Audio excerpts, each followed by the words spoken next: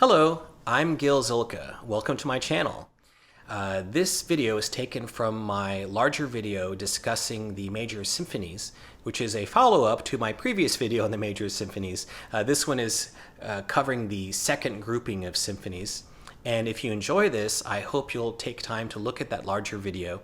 Just know that you can click through it. It's divided into chapters to check out whichever symphony you're interested in.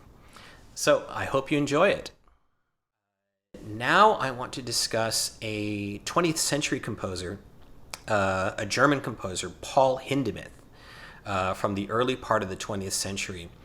And Hindemith was a really interesting individual. He came about in the 1920s in Germany when art was becoming really sort of avant-garde. And he was at the forefront of that. For that reason, once the Nazis came to power, he wasn't particularly popular with them. Particularly for this work, Mathis der Maler, the Mathis der Maler Symphony. Now, Mathis der Maler was an opera that he finished years later, but the orchestral work or sections he put together into a three-movement symphony that was premiered in 1934 by Furtwängler and the Berlin Philharmonic.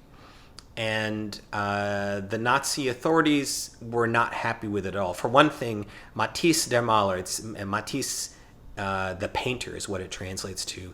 And it was a theme of an artist who really questions himself, questions where he belongs in society.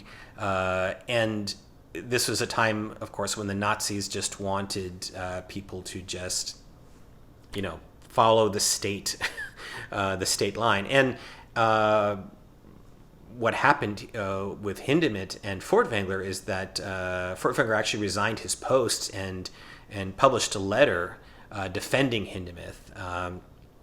So there was a lot of controversy regarding Hindemith. He eventually ended up moving to the United States.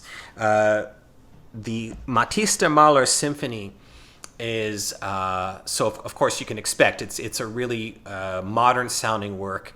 It reminds me a little bit of Bartók's Concerto for Orchestra. It's really rich, really colorful. Unique musical language, but it's got this theatricality to it as well. It almost sounds like a combination of Bartók and John Williams, perhaps, which is not to trivialize it at all. It's a very serious work. And my top choice for this one is William Steinberg and the Boston Symphony, recorded in 1971. Sounds fantastic, really good sound quality. And it's just exciting, and there's this depth to the sound, the gorgeous chords that he could create, the rhythmic vitality. It really comes across very strongly in this recording. Now, I also would like to recommend, as a supplement to that, Hindemith's own recording with the Berlin Philharmonic. This was recorded in 1955. So it's mono, but it's fairly decent sounding mono. It's nothing, of course, like the Steinberg quality that you get. But appropriately enough, the same orchestra that premiered the work 20 years earlier, now Hindemith, made a recording with them. And of course, what you get here is the authority of the composer.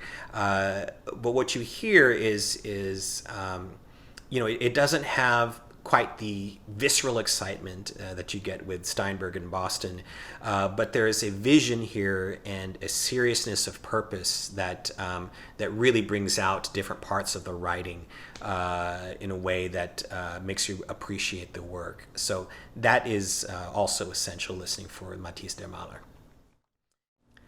Thanks for watching. I hope you enjoyed this video. And if you did, I hope you'll also take time to click the like and subscribe buttons. And with that, I want to wish you all a great day and happy listening.